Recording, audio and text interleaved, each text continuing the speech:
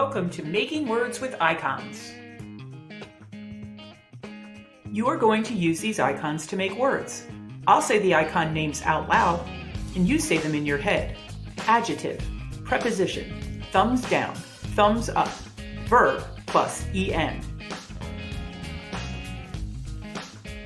You will guide students in using the icons to make words one at a time. Do not show students the word cards until after they have made an effort to make each word. For the correct and incorrect attempts, show a model of the correct icon sequence on a manual board. Take one icon and make the word on. Put the bucket on the floor.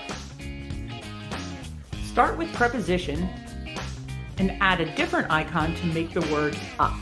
Thumbs up is a good sign. Keep preposition. Add a different icon to make the word down. Thumbs down is not so good. Keep thumbs down. Add one icon to make bad. Thumbs down shows that things are bad. Keep adjective. Use a different icon to make the word good. Thumbs up shows that things are good. We did it! Give me a high five.